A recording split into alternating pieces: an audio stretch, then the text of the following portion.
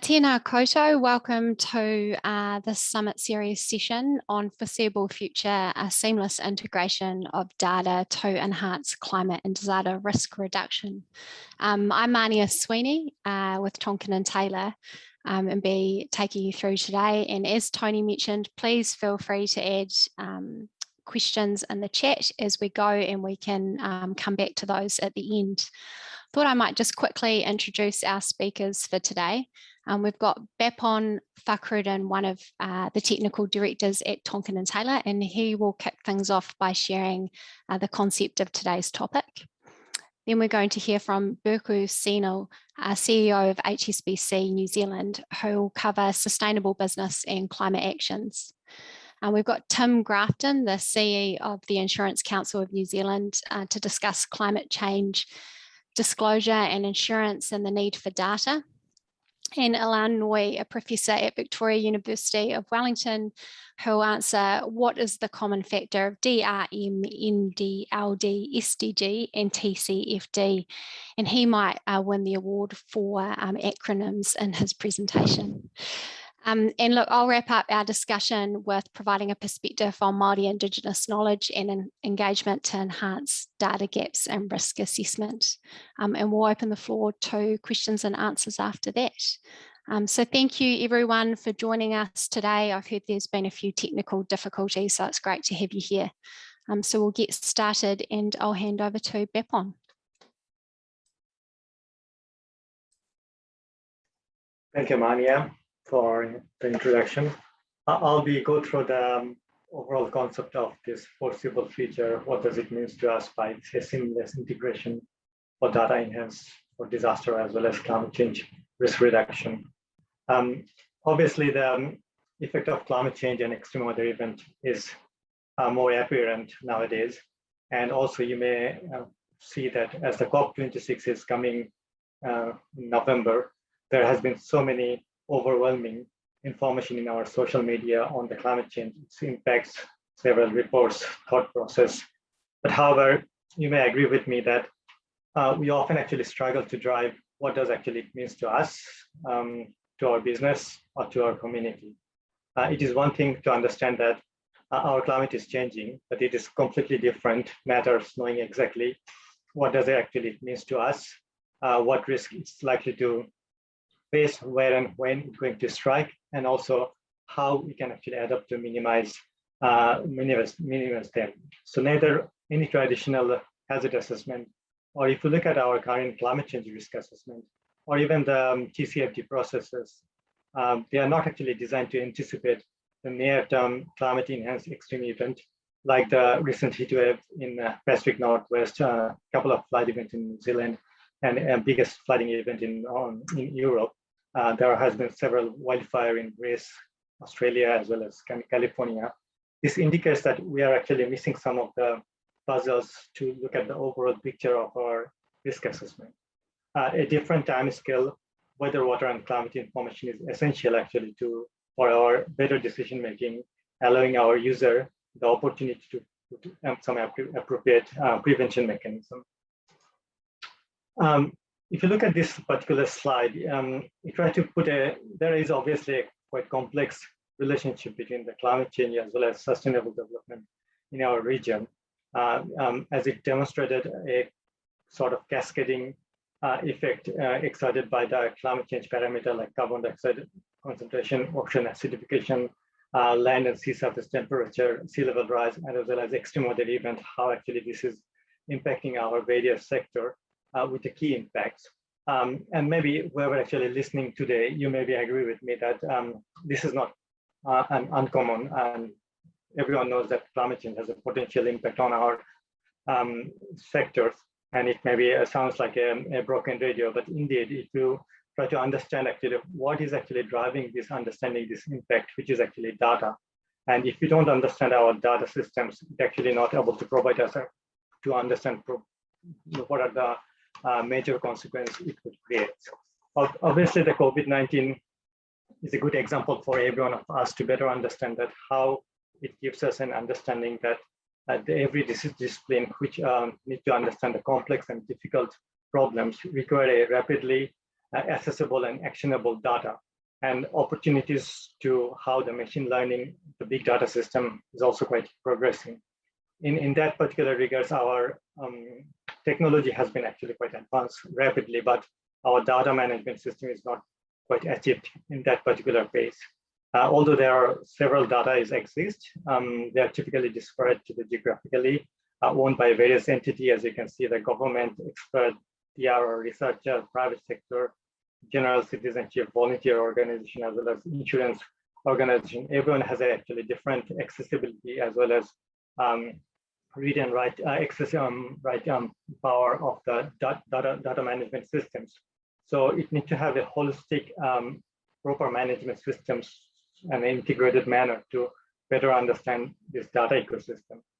And as you can see that as we are all actually running to reach to the 2030 global agenda for sustainable development goal, there are Sendai reporting, there are Paris Agreement, and all this framework is actually quite need to be accountable for any countries who actually sign those kind of agreement to report back to UN or report back to their own organization. Actually, what does it mean and how we actually measure those data. When I was listening to the previous session, they're actually quite well described also that how actually you need to measure the data.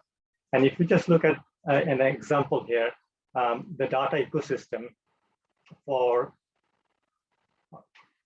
Tcfd Framework, which has a quite rigorous S7 target, and then how the 7 target need to be look at all these gender disaggregated data to be accountable. And the purpose of this is to how we can actually make sure that we have a quite good data management system for our risk assessment. And it has a quite strong linkage with the Sustainable Development Goal data. But often we see that the data management systems creating a quite complex because of the organizational mandate and as well as our silos working nature, because of each of these frameworks is actually managed and mandated by different agencies, and there are actually quite a lack of interoperability, accessibility, and making them difficult to access and utilize for research, assessment, as well as aid policy decision making. Now, going back to the climate science and risk evaluation, or a foreseeable future, what does it mean to us? We work together with our clients, providing impact assessment for weather, water, and climate information over the past 2 decades.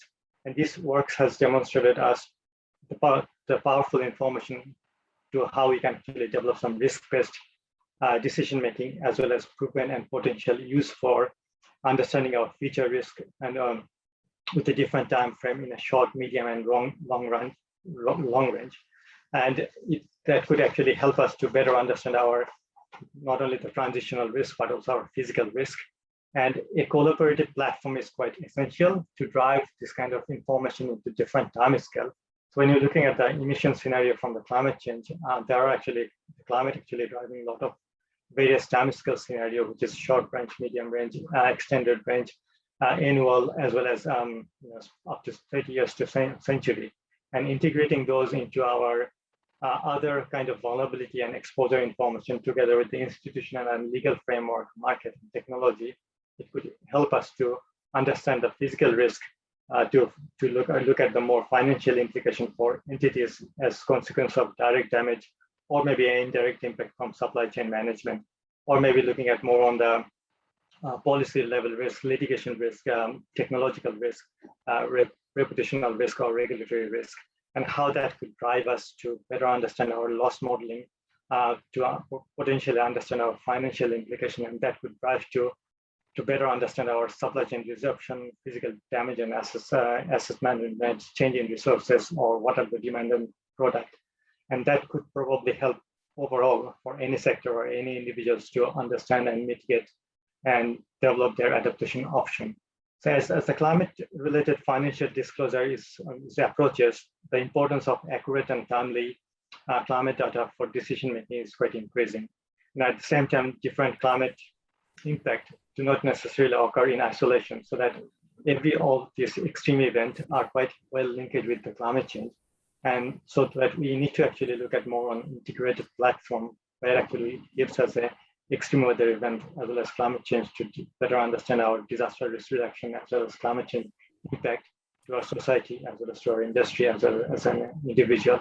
I think that's all from my side. And thank you so much for listening, and happy to take any question or comments you may have. And this is one of the final examples that how actually the seamless integration could create an impact. There are a lot of examples throughout the globe that how actually the hydrometeorology hazard has been defined using this climate change information to better understand our decision-making process. Thanks, everyone.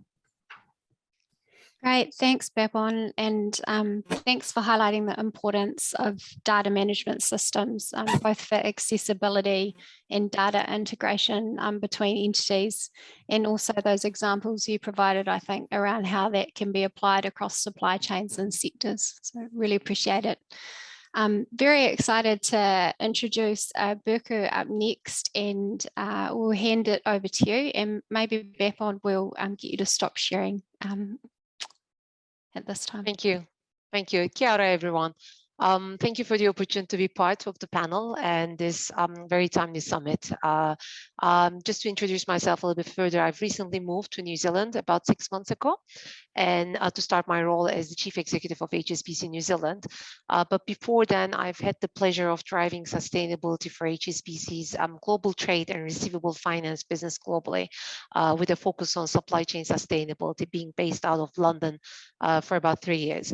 And whilst I'm joining today with my new hat on as the Chief Executive, I will try to do my best to bring some of the previous international experience in, and share with you some different perspective about what we're seeing as Hsbc from overseas.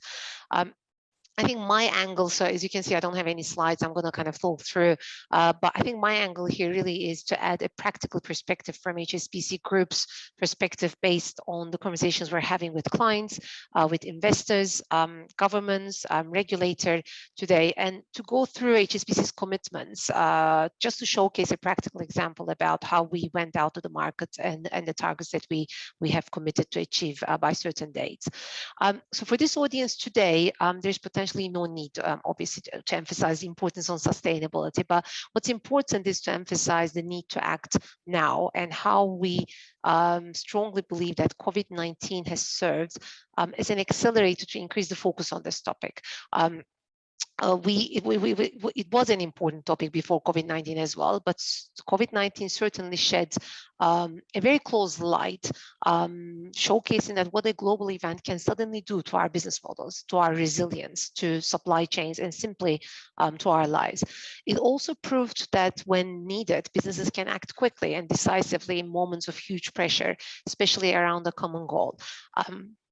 So potentially, since I have moved to New Zealand just a couple I suppose weeks ago, maybe a month ago, the most recent significant development in sustainable space globally has been the report released by UN's Climate Science Body, the IPCC, so the Intergovernmental Panel on Climate Change, is the first in a series of reports as part of its sixth assessment cycle.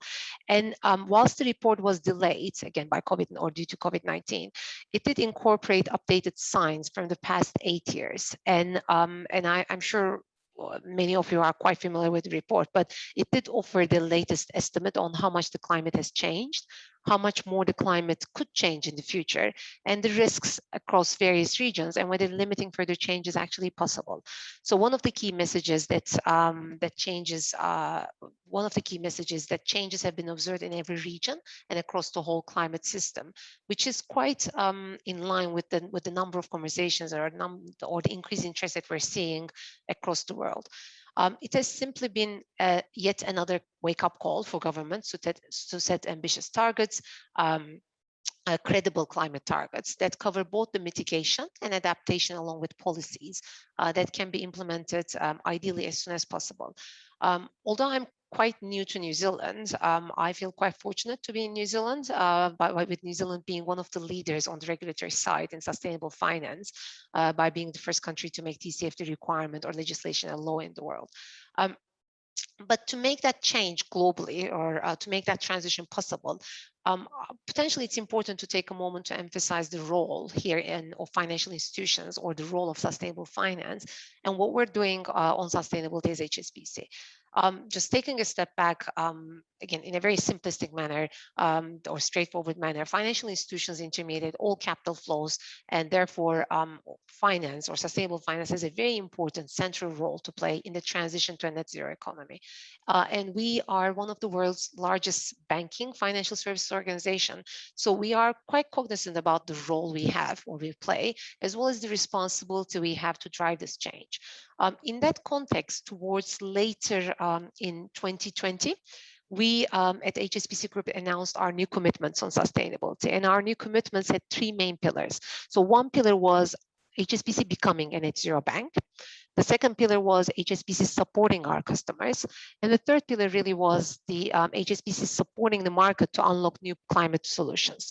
So I'm going to try to go a little bit deeper in each, just to give you a little bit like light about what we mean with each of the pillar. So HSBC becoming a net zero bank basically is we're trying to align so we aim to align our finance emissions to achieve net zero by 2050 or sooner, and be net zero in our own operations and supply chain by 2030 or sooner. And we will do that by using the Paris Agreement Capital Transition Assessment Tool. We have started doing so, and we're going to continue to make regular transparent Tcfd disclosures to communicate progress. And we're going to collaborate to establish globally consistent standards as and when they become available. The second pillar really is the support that we can provide to our clients. So we have communicated to the market that we're going to provide US $750 billion to 1 trillion of financing and investment over the next 10 years, which is a much more bolder or larger commitment than what we had previously. And it does cover the emphasis on transition, including the supply chains or the transition that need to happen in supply chains as well. We've also have communicated and also established a dedicated ESG solutions unit based in Hong Kong, but with a global mandate across all the regions to support our clients on their journey to lower carbon emissions. And the reason why we established this unit is we strongly believe that a lot of the solutions that we're going to see or we're going to help our clients with are going to come through co-creation and co-partner with our clients. So we're really trying to put the sustainability goals at the center of our clients, at the center of our discussion with the clients, and really trying to co-create or innovate solutions that are actually catering to those sustainability goals, rather than thinking that we have a solution out of the shelf and it will apply to all situations. The third pillar really is the unlocking, what we call like the unlocking new climate solutions. And this is more kind of like the responsibilities or like the emphasis on innovation, where we strongly believe that we've carved out a philanthropic budget to be able to scale climate innovation ventures, as well as we are constantly innovating in emerging technologies or emerging sectors like clean tech or fast infra. And we're constantly collaborating with other players in the market with a partnership model, just to be able to advance the topic and the theme around sustainability. And again, just from an HSBC perspective, most of you might be familiar with HSBC globally, but we serve more than 40 million customers. We operate in 60 plus countries.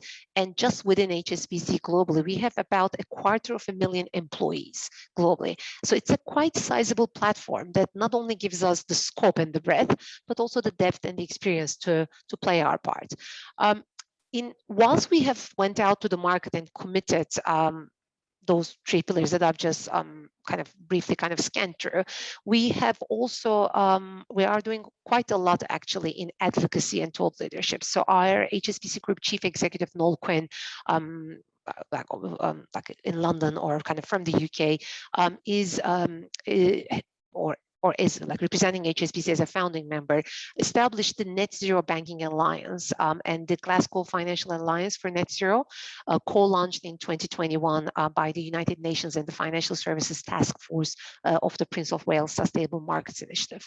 We work a lot with governments or regulators or market associations to be able to establish standards or to be able to support consultation kind of responses to proposed sustainable finance regulations.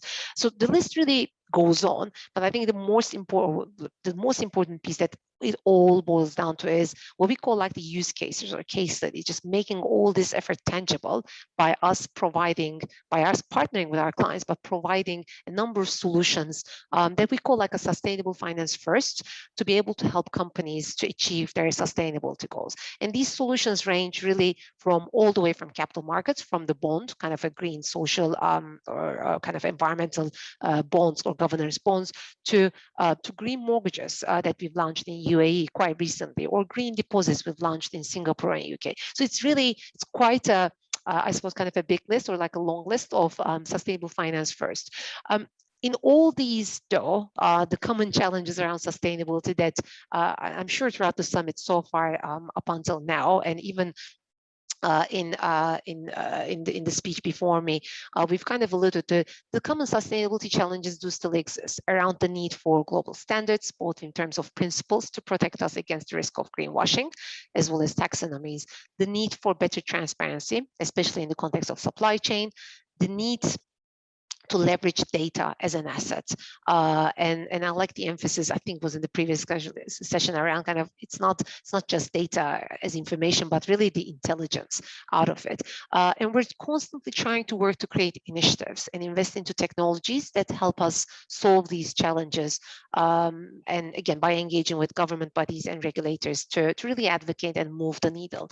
On the data front, what we're seeing is, or the broad feeling is, we have is, it is getting better, but it's still imperfect. And the rise in volume and quality of disclosure on ESG, climate, has really helped us, but there is somewhat of an acceptance that data can't always tell the full picture. So we really are trying hard to find the relevant indicators for a company or country to be able to identify materiality and relevance. Because in the space of sustainability, especially globally, it's quite difficult to assume that one size is going to fit all. As it stands, just as an example, for instance, markets are unable to systematically price the risk associated with green investment, which then certainly leads into higher cost, and I mean, which partially is due to the lack of data. And we're trying to kind of create initiatives and work to be able to actually move away from that challenge every day.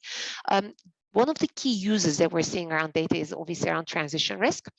This is quite at the forefront of, for us, like of many minds when it comes to climate change amongst our clients. Although it's worth noting that physical climate risk cannot be underplayed as well, especially in light of the recent IPCC report that I've just alluded to.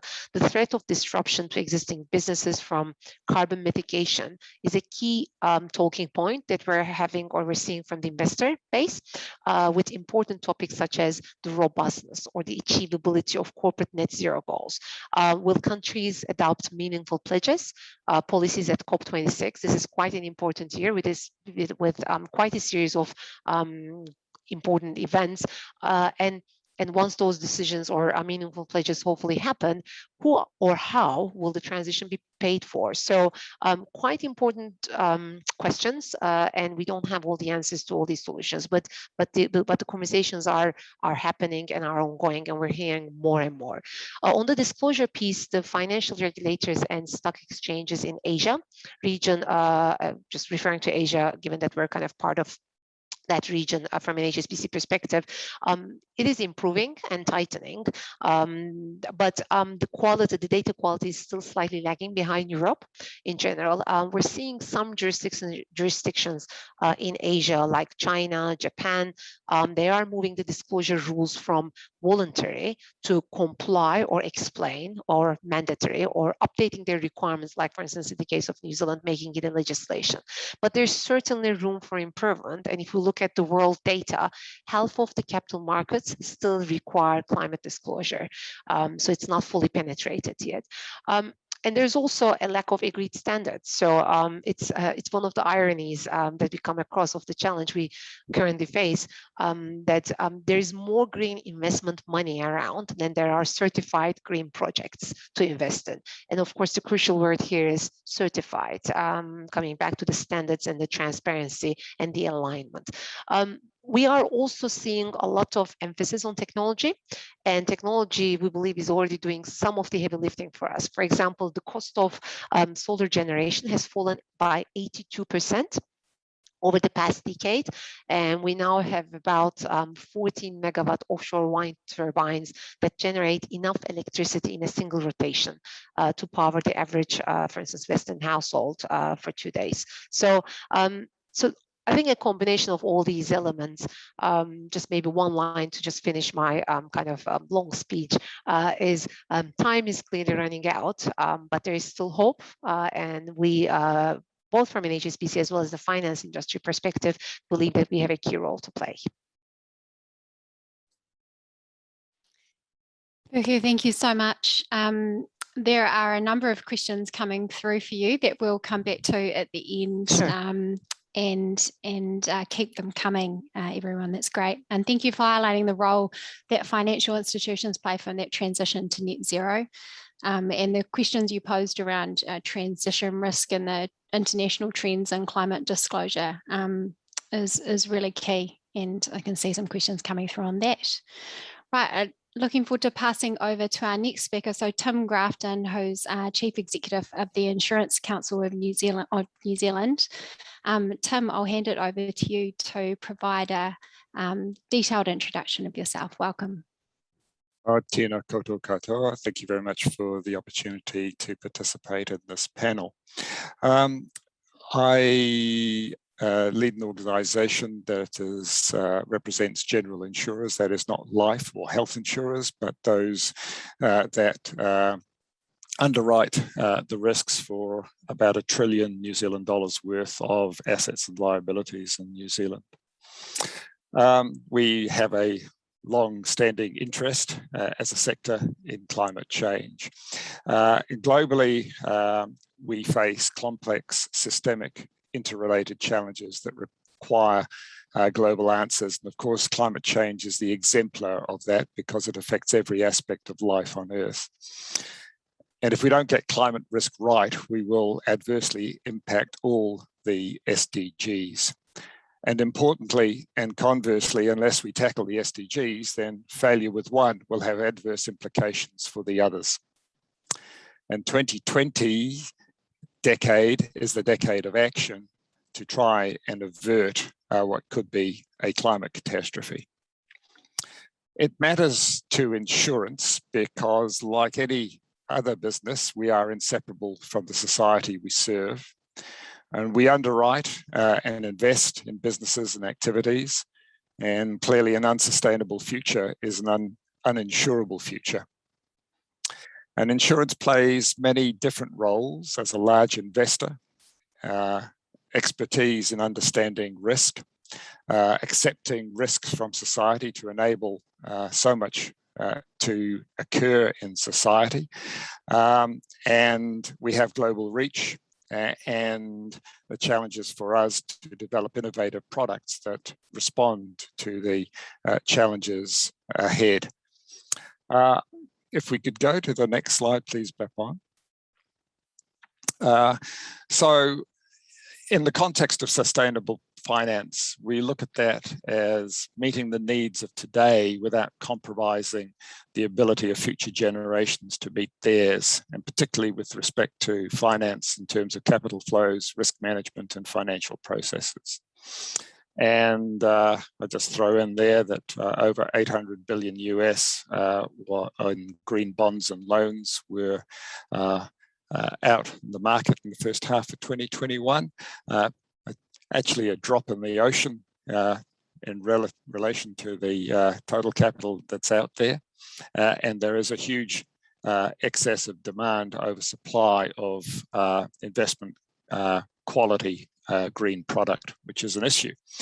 Green taxonomy, I just identify this because we here in New Zealand do not have an agreed and established taxonomy for what counts as green investments, and other jurisdictions have gone down that path.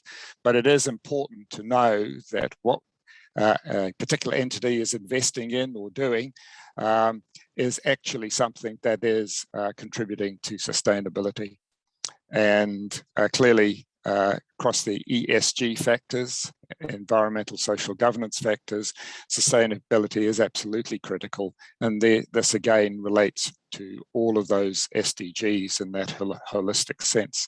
We'll go to the next slide, please, Bapon.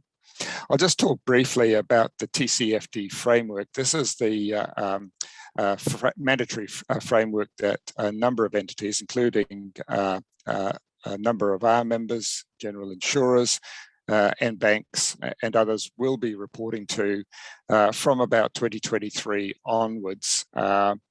And just to run over this very quickly because I'm conscious of time. So basically the TCFD framework provides four, areas in which disclosure is required. Disclosure in terms of the governance around climate-related risks and opportunities, going to the actual risks, the potential impacts of climate risks, as well as the opportunities that arise in there. In terms of the strategy, in terms of dealing with climate risk and how you disclose metrics and targets to show how you are managing those climate-related risks.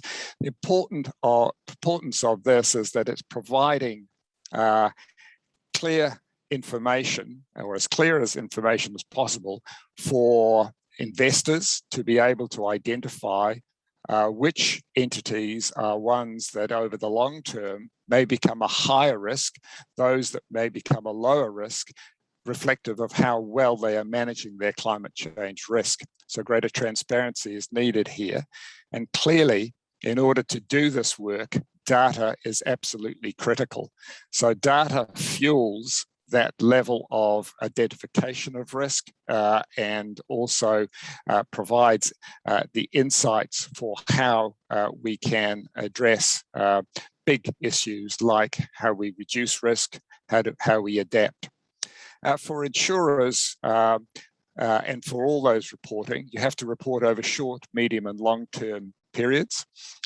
So that will mean that we will be looking at going into the long-term scenarios and climate change scenarios reflective of the representative concentration pathways as those identified in the recent sixth assessment of the ICPP. For us, we have to identify the physical risks that we face. That's what we underwrite. So, for example, flood-prone houses, the transitional risks that we face. So we are huge investors, and in terms of investments, what kind of changes may be made to the regulatory space or consumer behavior and demand that may affect the value of our investment assets. You know, the obvious one being that if you're heavily invested in black coal, you're onto a loser over the long term, and you won't be attracting a lot of investment capital. And then liability risk, which is one that's unusual to us because we underwrite our customers in terms of the harm that they may cause to third parties. So if a council did not make climate change related decisions that resulted in harm to others and we were underwriting their liability policy, we might face issues there. And can I go to my last slide very briefly? So the data is really critical for a whole bunch of reasons, as I've said, and on this slide here, I won't read them all out in the interest of time because you can glance through that, and I think it's self-explanatory. But essentially, you know, to understand what the future might look like, you need good data. You need good computational ability to develop potential future scenarios around which you can make those assessments of the future risks that you face. There's a lot of information to draw on about the likely future pathways. We're fortunate in New Zealand, we have the Climate Change Commission's report mapping out its expectations of what future governments will and should do and when they should do that. We will see in the course of the next 12 months, the National Adaptation Plan response provided by government. So again, that'll be another indicator of where priorities are being placed. Clearly, we have a regulatory framework around planning and use around the Resource Management Act, which is being replaced, and that will be important for ourselves as well. And then there's a whole lot of cost-benefit trade-offs that have to be calculated around sustainable investment. You know, mindful of the fact that if we go into a very rapid, unstable transition, unstable being the operative word, then we could result in having significant unemployment, which would impact SDG 1 poverty, and could lead to a slowdown in terms of political response to that, to achieving climate goals. So we need good data to provide greater transparency to inform decisions so that a smooth transition to a low carbon economy can occur. And obviously, as I said, we'll have consumer and community behavior and choices change over time, and we have to try and anticipate what that might look like. So Ngā thank you very much for that opportunity, and I'll hand over to Ilan. Great, thanks, Tim. I'll give Ilan a quick moment to get organised and just say thank you. I took away a powerful sentence that you said around data fuels the identification of risk and also how we can adapt. And so thank you for providing that deep but quick snapshot of that. Ilan, over to you. Welcome. Tēnā koutou katoa. Thank you, Manea, for leading us through this panel, and thank you everyone for listening in.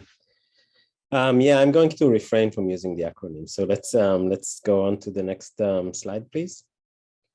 So my talk, what I want to emphasize is the link between disasters and extreme weather events and the sustainable development goals with a sort of a data lens to it. So next slide. So if you look at the sustainable development goals, I started by thinking, okay, which of those sustainable development goals are relevant for extreme weather events and climate change risks and disasters? And pretty much very quickly you realize, okay, you shouldn't be thinking which one are relevant, but actually which one are irrelevant. Next slide, please. So I only, no, previous one. Yes. So I only could think of 3 sustainable development goals which are not that tightly relevant to the issue that we're talking about in this panel. All of the other ones are. And this includes things like reducing inequalities. So inequalities are tightly related both globally and domestically within New Zealand or within every other country. Inequalities are very much affected by these risks that we have already been outlined by the previous 3 speakers, the climate change and extreme weather event risks. And if we don't have the data to inform us about those, then we can't really manage them very well. Next slide, please. I also want to point out that when we signed the Sustainable Development Goals Agreement in 2015, we also signed 3 other promises or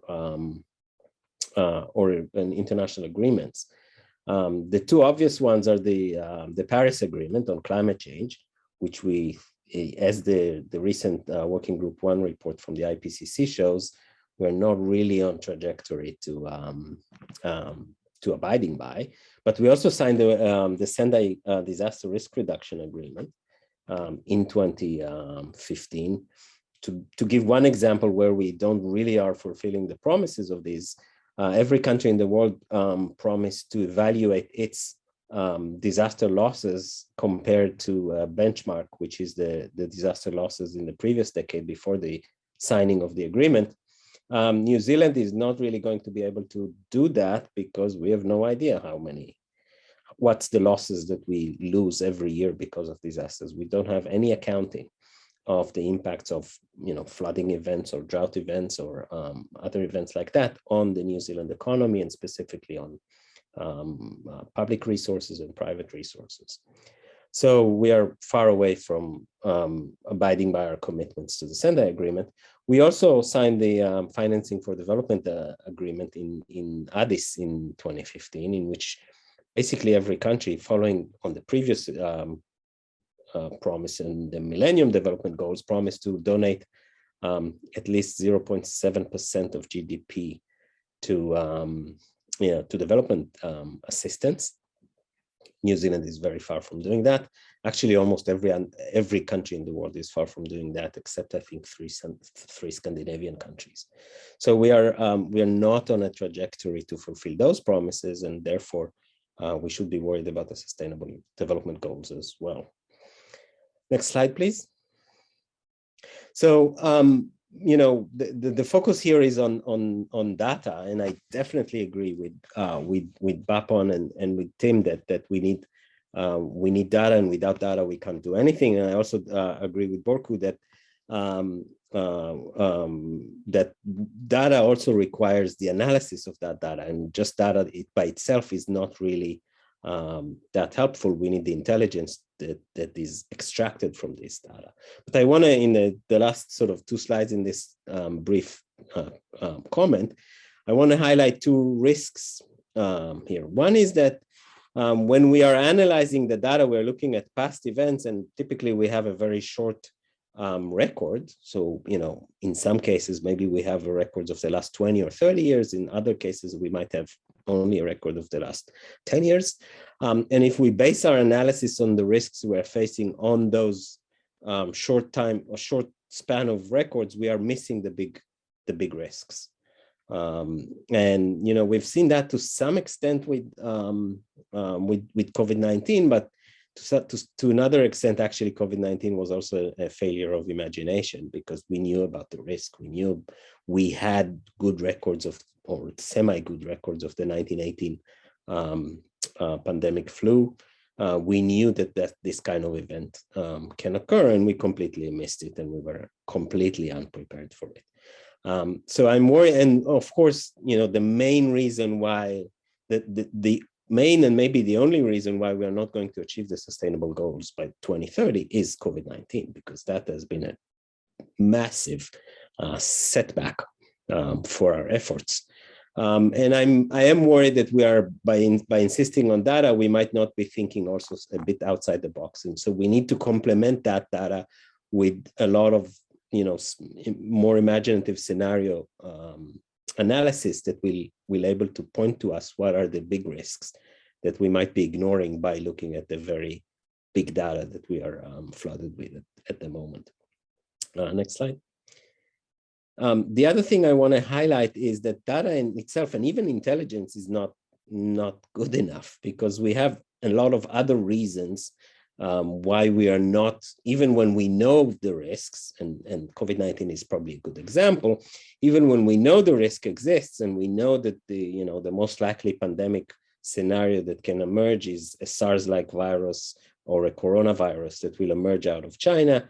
We knew all that in 2019, we knew that in 2017 or 2015, we still weren't prepared for that. And that's because there's a lot of sort of what in economics we call behavioral economics, or you can call it behavioral psychology, reasons why people are not that prepared to deal with risks, and why we need to develop new ways and new methods to make sure that we are being prepared for the risks ahead. There's actually a recent survey done on financial to financial experts and financial academics, financial regulators, and financial market participants. That survey came out maybe 2 or 3 weeks ago, asking them about climate change. And the overwhelming agreement among those groups, all 3 groups, by the way, the academics, the practitioners, and the regulators, is that there are 2 main levers to make sure that TCFD and other things like that will have an impact. And one is tight government regulation, and the other one is consumer demand. So if consumers demand that companies, be that financial companies or others, behave in environmentally responsible and sustainable manner, that will happen. But without that, it's not going to, and that it's not going to happen. So for example, all three groups of participants agree that green finance is not going to make a difference by itself. Without strong government regulation and without that, for example, mandates very tight disclosures that bring transparency to this market, and without consumer demand. Without those things, this is not going to happen. And I think I'm done. Great, thank you, Ilan, and thanks for highlighting timescales when we think about understanding risk as well as challenge, and just point to people online that if you haven't had a look at Ilan's research, but doing interesting papers there on climate change, migration, voice, as well as economic factors. So encourage you to have a more detailed look at that work. Thanks, Ilan. Look, now I'm going to talk briefly around Māori and Indigenous knowledge and engagement to enhance data gaps and risk assessment. And just wanted to start with a whakatauki and perhaps taking us more to the social side of the theme of our session today. Next slide, thanks, Bapon.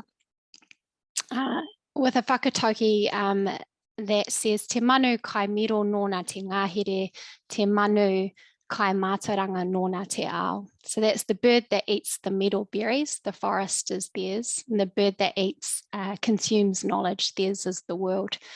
And for me, this proverb is really about how the application and gathering of data does open up the world, and the ability for Indigenous knowledge to expand on that. Next slide, thanks. Some of you may have seen this before, and I think Steve in the previous session alluded to it, but I really like this Lego perspective on data and information processing, particularly when we think about inputs and outputs. So the process here of sorting, arranging, presenting and explaining data is helpful when we think about every step of the process, and perhaps alluding to Ilan's comments on inequalities. Every step of the process we're at risk from creating biases or gaps, or equally we can think that every step of the process we have the ability to think about how we can elicit different perspectives or Indigenous knowledge to inform our outputs for a more holistic approach to climate change matters and risk reduction. So I thought I might just use this as a way to conceptualize that. Next slide, thanks, Bapon, is influenced by this whare diagram is an output that we worked up alongside iwi to think about how we were going to inquire on climate risks. So then we could understand what information was needed in what areas.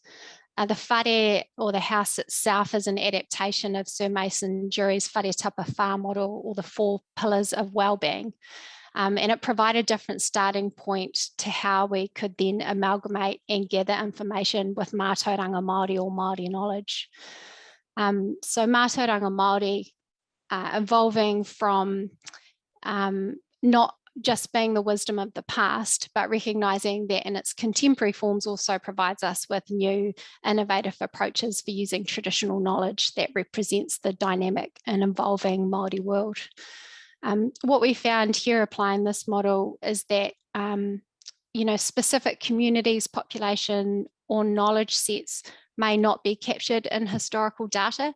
And so it's important to think about the areas that might need to be backfilled in that regard. So here at the top of the house, rangatiratanga and kaitiakitanga, that governance realm, which for the iwi we were working with reflected a commitment to the Treaty of Waitangi responsibilities, partnership agreements, iwi sovereignty. This provided a particular focus area for us to go gather information in that area to underpin how we looked at climate risk as it pertained to governance and leadership, so we could understand that in greater detail. In terms of, next slide, thanks, enhancing data-led decisions, we can think about different ways in which we arrange information in a more integrated approach. So this image is a model that we've developed for, this is the preliminary version of a model for an integrated approach to a regional climate change risk assessment.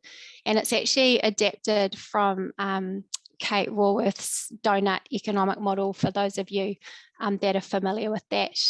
The intent was to co-design a mātauranga Māori and Western knowledge integrated approach.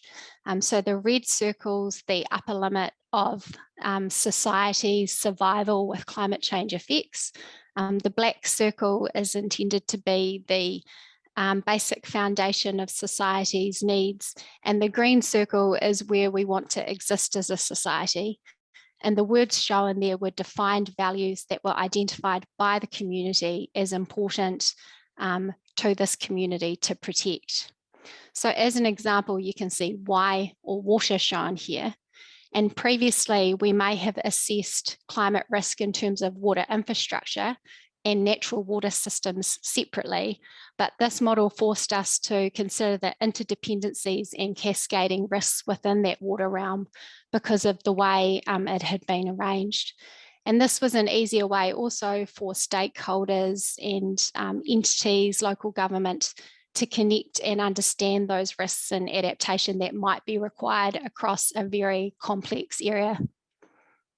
Next slide, thanks. In terms of presenting information on climate risk and reduction, I just wanted to flag that it's like starting with the end in mind, that the way that different groups receive information is important to consider when we're working with data right at the outset. So this graphic was developed to communicate climate hazards in a way that stimulated conversation. It was underpinned by substantial supporting technical information that people could access. But Māori is the dominant language shown here to engage with rangatahi or youth, with English intentionally harder to read, and mocked up in a way to engage the younger generation. And this also provided a two-way information flow for us to elicit information back from these communities in these particular areas, whether it was droughts and wildfires or ocean acidification, which proved to be a rather tricky term to work through a Māori term for. Finally, on my next slide, I just wanted to highlight the power of explaining complex information through story. And I think we've heard that earlier in a previous session. And it's an inherent part of Māori oral traditions and how we communicate. So as we focus on our own technical areas with our own data-centric systems, sometimes we can lose track of storytelling as a powerful learning pathway to unite us. And stories help us define the why, the what, and the how. But it's also a mechanism for us to reinforce and leave powerful imagery in the minds of the people that we're engaging with. Māori proverbs are historic, but also evolve generation to generation, which is why I really like this recent one from Te Wharehui and Milroy. E kore tātou e mōhio ki te waitohu nui o te wai kia mimiti rawa te puna. We will never know the worth of water until the well runs dry. And I think that's a proverb that reminds us all of the challenges that lay ahead, and one that I just wanted to leave us with. So kia ora tātou.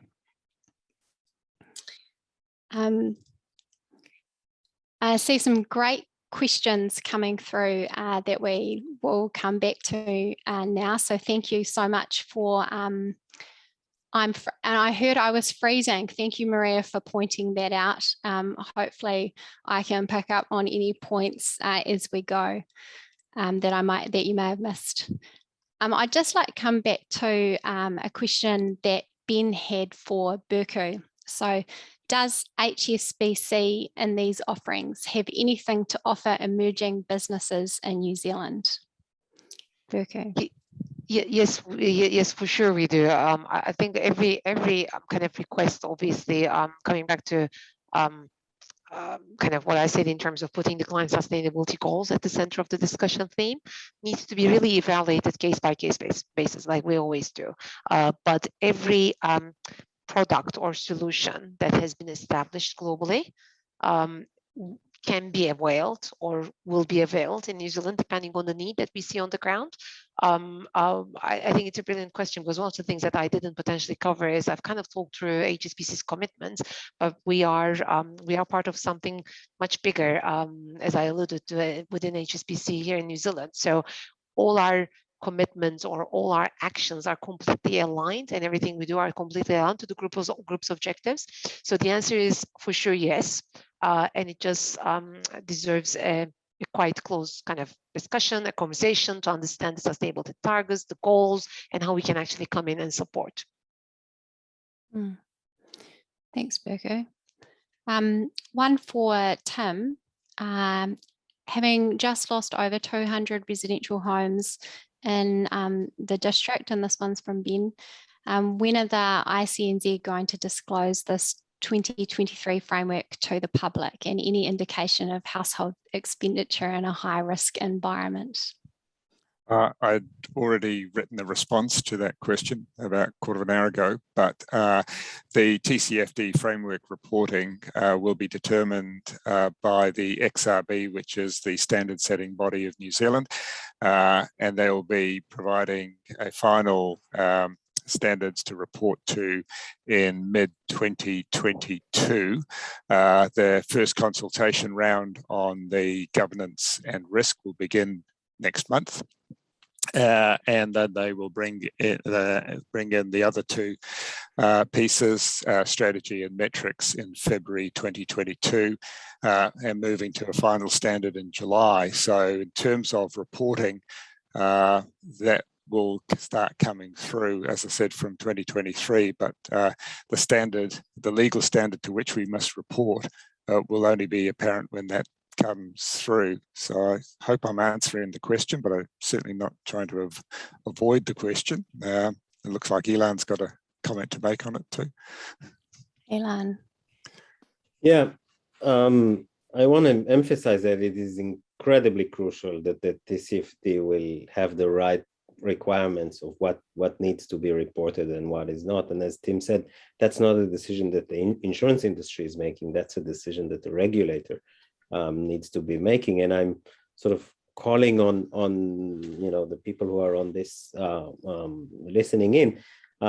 If there is something you think you want to know about the way that the risks that need to be reported, then by all means make your voice heard. There's going to be periods for submission from the Ministry for the Environment, from the XRB, and so forth. And we need to make sure that indeed that reporting requirement doesn't become an exercise in box ticking, but actually provide something meaningful and useful that can indeed move us in the direction that we all want to move in, which is a more sustainable financial system that supports a more sustainable New Zealand. Great, thanks, Ilan. Would anyone else like to add to that? Any of our other speakers? No. Thanks.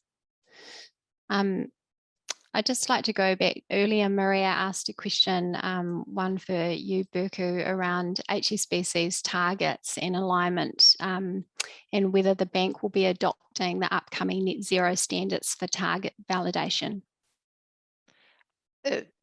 Under the science-based targets? Oh yeah.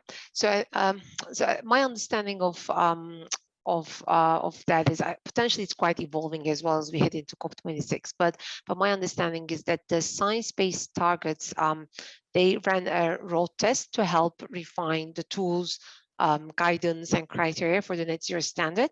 the results of which will be released in advance of COP26 in November this year. And the first version might be released or finalized in late 2021, at which point I'm sure Hsbc will carefully consider the results or the announcements in respect to the targets, but it's quite difficult to confirm at this stage without knowing what that road test or the final announcement is going to look like. Great, thanks, Burcu. And I should just say to participants online, if you haven't written a question in the chat, but you've got one that you'd like to pose to the panel, feel free to use the raise the hand signal, and we can come to you. I might just throw a question out there around drawing on thinking about climate and extreme weather risk, and perhaps one for you to kickstart Bapon, but any climate risk assessment or Tcfd and not anticipating short-term weather or climate enhanced extreme events like the recent heat waves, floods in Europe. Are the insurance industry or banks considering this at all? And I'll let Tim and Burcu think about that while you give a technical view on that. Yeah, I mean, that's obvious. Like when we actually looking at the climate change risk assessment, we always thinking actually quite far ahead. What is happening to 10 years, 30 years, or 50 years time frame? But you often actually try to ignore that what is happening out tomorrow, after 7 days or 10 days, or even after 1 month to 3 months or 6 months window. Obviously, it depends on the different stakeholders who actually wants to utilize those information on their decision making. Perhaps maybe some banks, they need to information annual year by year basis because of their credit loan perspectives, or insurer like to look at more on their insurance perspectives. But if you look at our sectors who actually take the decision, especially on the agriculture or primary industry, they actually need to know quite in advance that what is happening for next 15 days or 10 days or month or maybe a 6 month ahead, and how we actually able to operationalize those information into more impact oriented, so that could give them a quite decision making process. We don't see that quite often actually happening here in New Zealand. We see that product is there, information is there, but it's actually not usable or used by any entity, and how we can actually promote those kind of space is quite important, I think. And the other aspect is like, I just like to touch base that like the previous session, they were talking about more on only the data openness. I mean, obviously New Zealand has a data open policy, but that is not enough, I think, because internationally we are trying to promote a fairness, not the openness, which is like you need to make the data should be fungible, data should be accessible, data should be interoperable, and data should be reusable. And only that actually way you'll be able to make sure that actually you have a quite comprehensive database to utilize for your overall risk assessment. I would like to just hand it over to Tim and Burcu to provide any comments from their side. I was just gonna, I was kind of like nodding as you were kind of talking through Bapon. I think I tend to kind of like completely wholeheartedly agree in terms of really when we like taking a step back and looking at the sustainability piece as a theme, it's quite a multi-stakeholder game. And you kind of refer to kind of like investors. I've covered a little bit financial institutions. Even all of us in this call bring different angles or different kind of mindsets to the table. We have society, we have communities, we have clients, corporate, institutional, and so on, so consumer. So I think depending on the angle that everyone wants to kind of put in and just and see the change happening in their kind of field, the kind of the utilization, the kind of the need, how to leverage it will really differ. So I completely agree with you.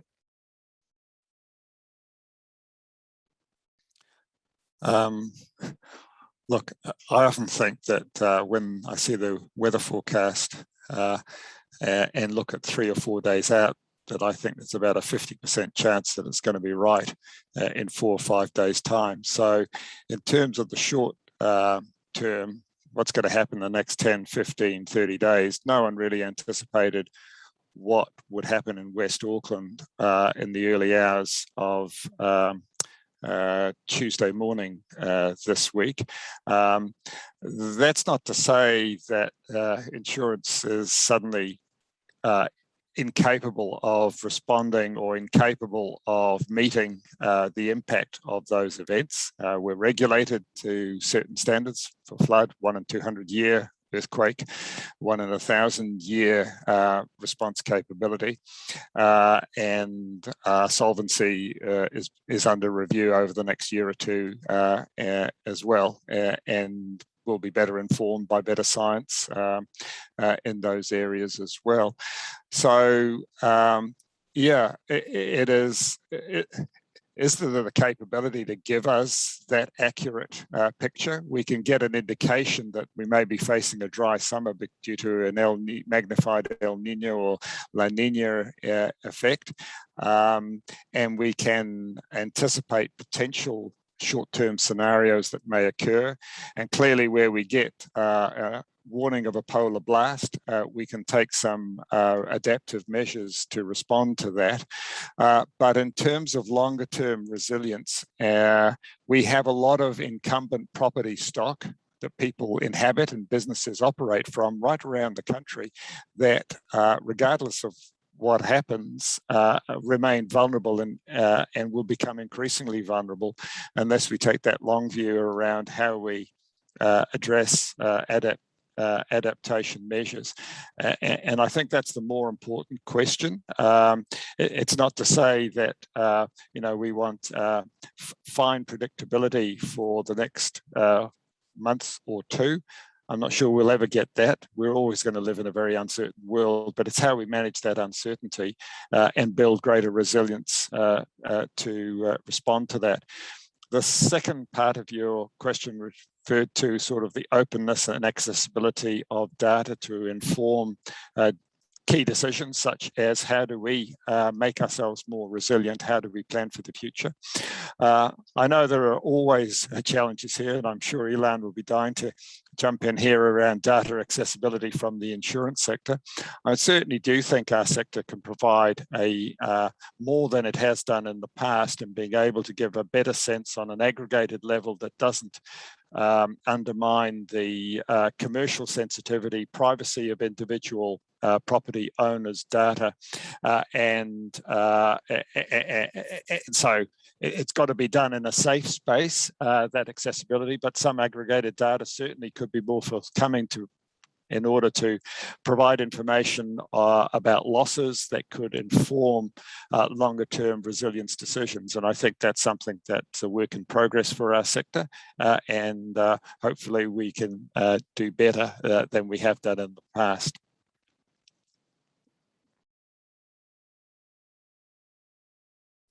Ilan, did you want to add to that? Yes, as Tim thought I would want to.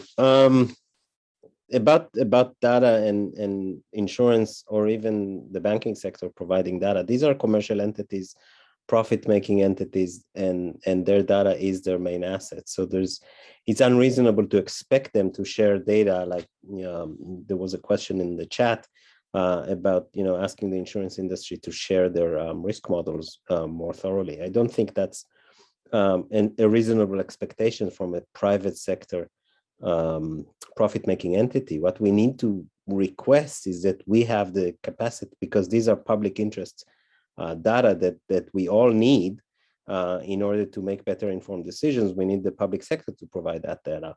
And specifically in the case of New Zealand, we have these Crown research entities, the CRIs, like NIWA or GNS, who have this mixed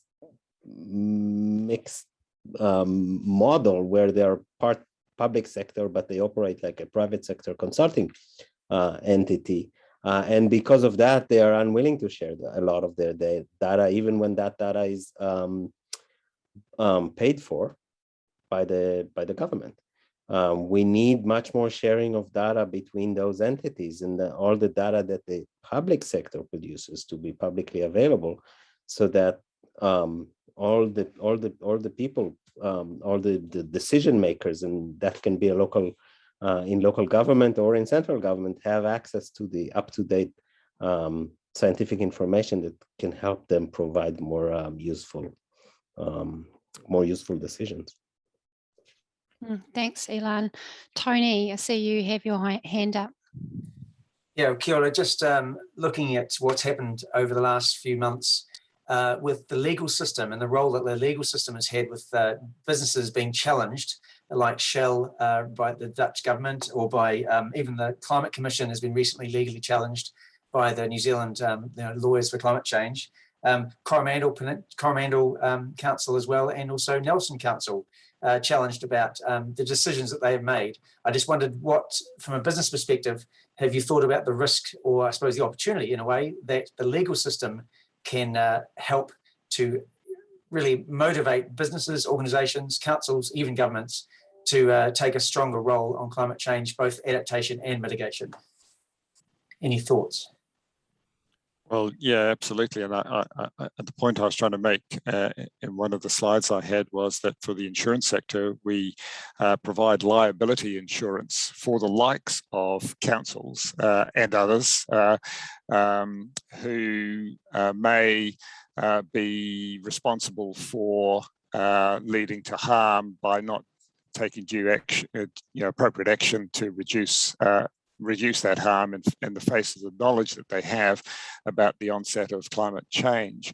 So from our sector's perspective, there are issues around whether or not and the extent to which liability cover is provided, and actually having to calculate for TCFD reporting purposes the liability risk that we face.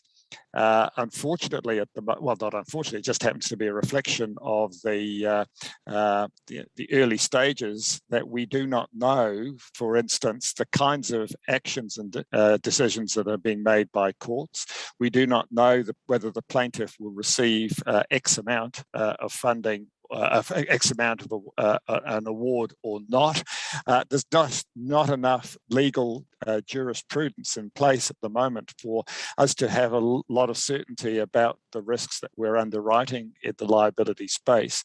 But that's going to develop, and I think the extent to which insurers' policies in the future address climate risks and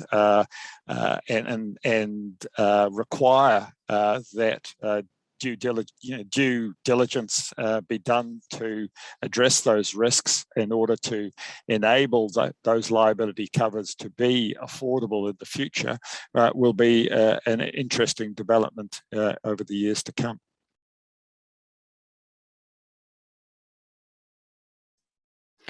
Thanks, Tim. I'm conscious of time, and we've got probably time for one more question.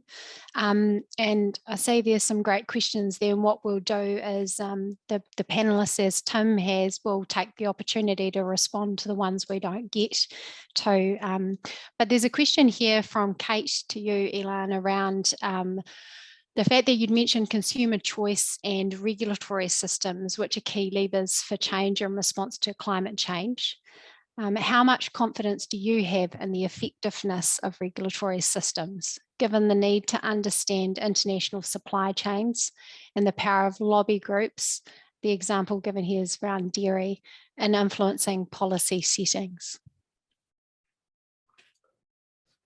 Well, one needs to be skeptical, and one needs to be watchful. There's definitely room for regulation that is counterproductive or not productive or even counterproductive.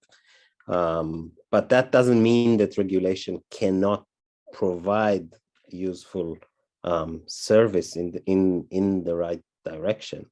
And liability as well. And as Tim was answering the previous call. So if there are a lot of parallels or analogies between the tobacco crisis and cigarettes, and the way we transitions from understanding that tobacco has all these adverse health consequences in the 1950s to the world today, where we have a very tight regulation on tobacco products. And the push to do something about that was very slow, but it came from two sources: liability, so court cases against the tobacco industry, and regulation. So there's no reason why we can't do the same thing, for example, for greenhouse gas emissions. So yes, we need to be careful, and we need to be we need to make sure that the regulation is designed well, and it doesn't become just greenwashing. But that doesn't mean that that can't be done. Great, thank you, Ilan. Well, look, with that, that wraps up our session. And so I would like to extend the thanks to my fellow panelists for participating in an insightful and putting some challenges out there in terms of taking us forward on this topic, and also to all the session participants who have been joining us over the course of this session. And thank you for your questions.